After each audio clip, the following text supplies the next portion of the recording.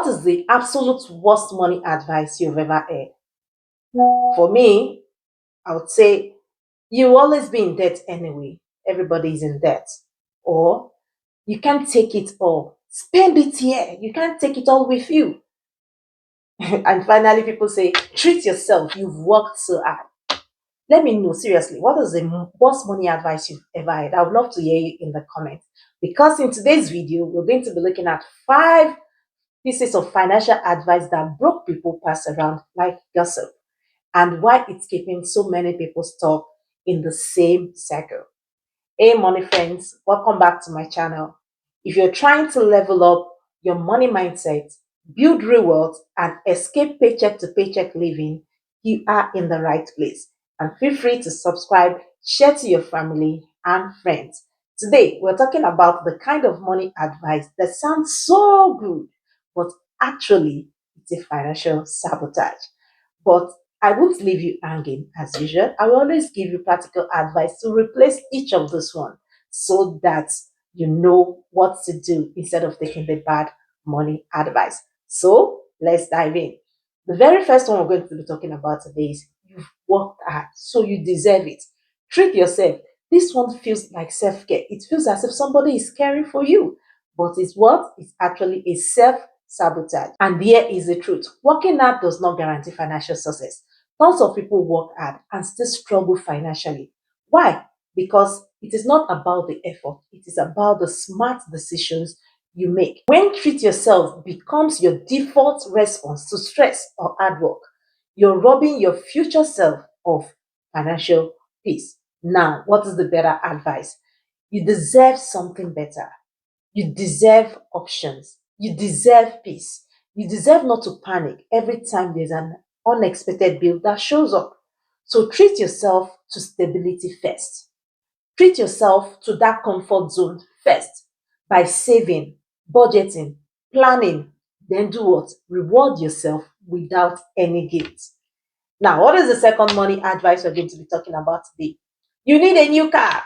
Everybody has car payment. Of course, this is not America where everybody lives on credit.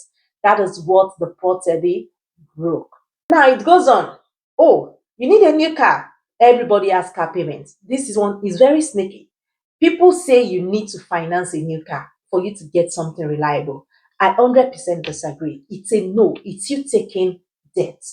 A car depreciates. This is a depreciating asset. This means once you drive the car out from the parking lot of that dealer, it is no longer the same value as what you bought it for. If you were to sell it in the next 10 minutes, it has already depreciated in value. But do you know what you've done?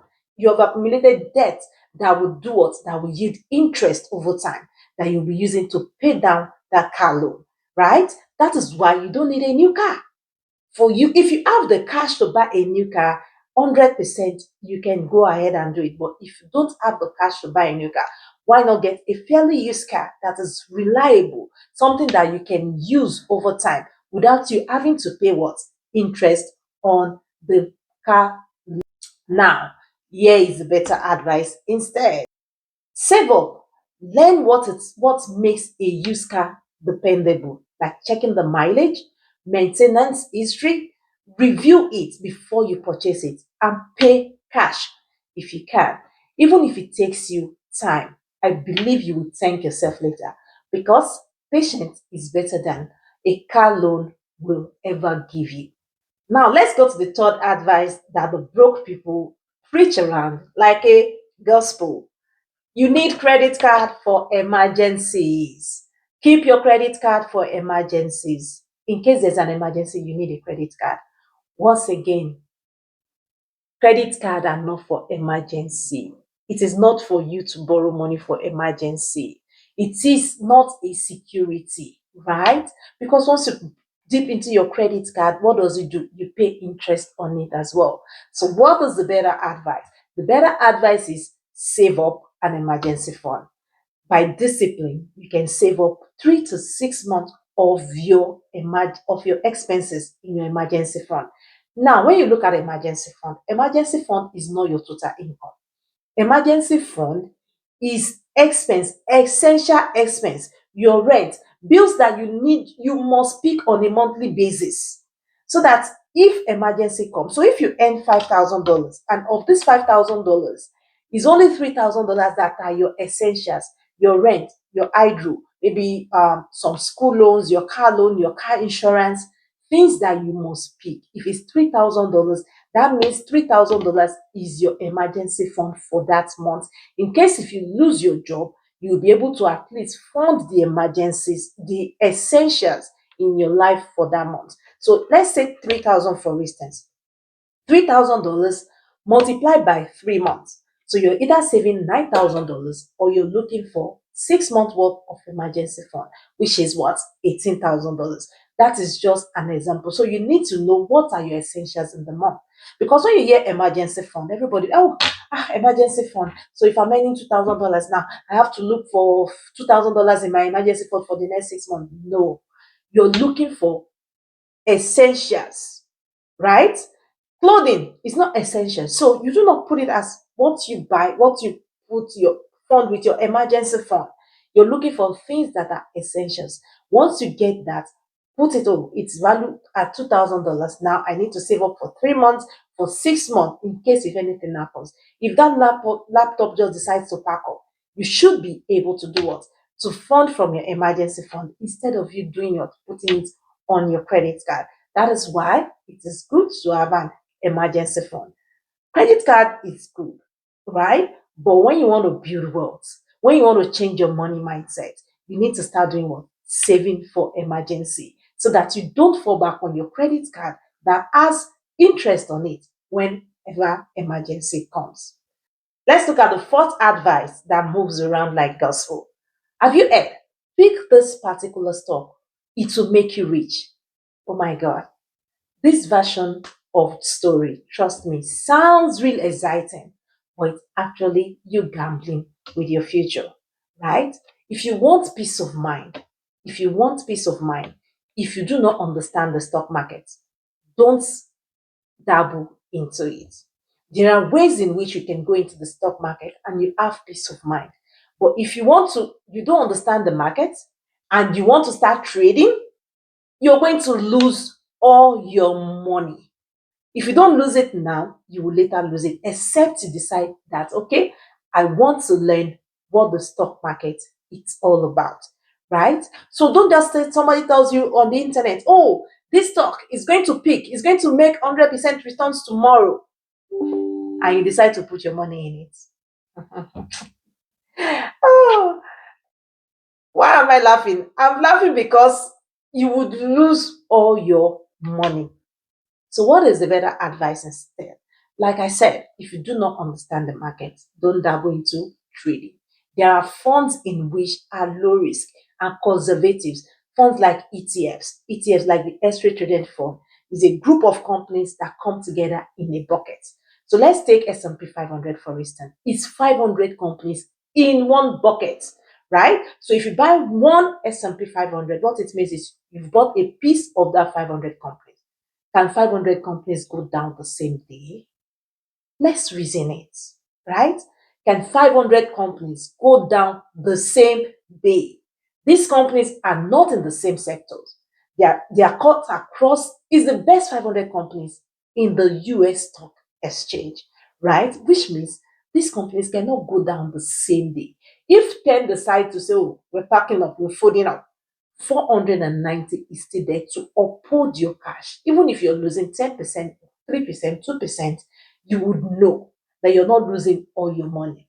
Then we have the index fund that does not go into negative, right?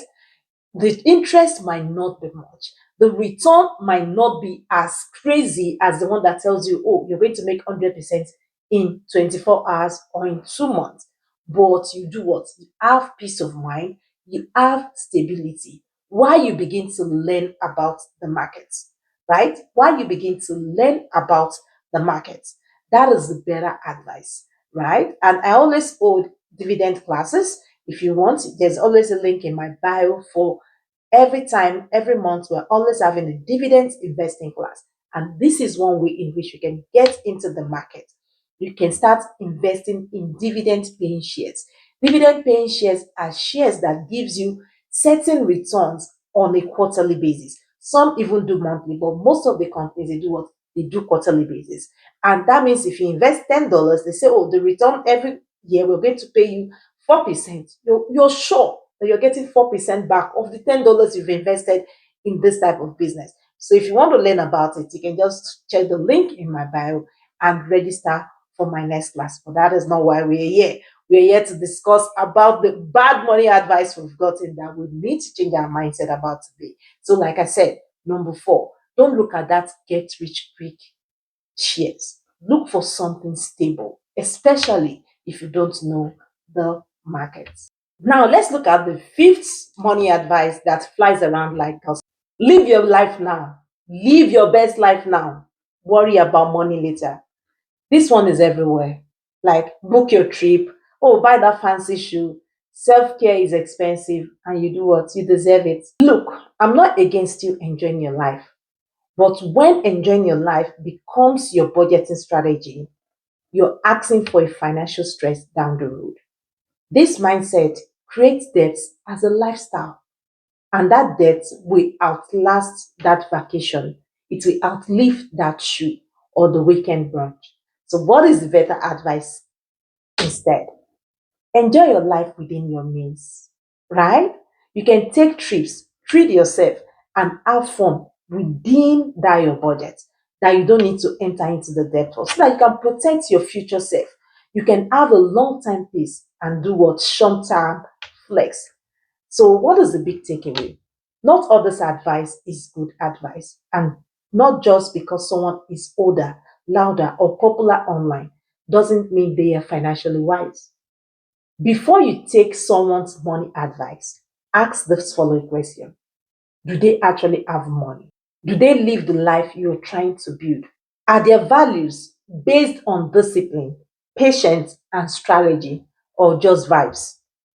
The best advice is usually the most boring, like saving, spending intentionally, invest for the long time, protect your peace. There's nothing as good as that, right?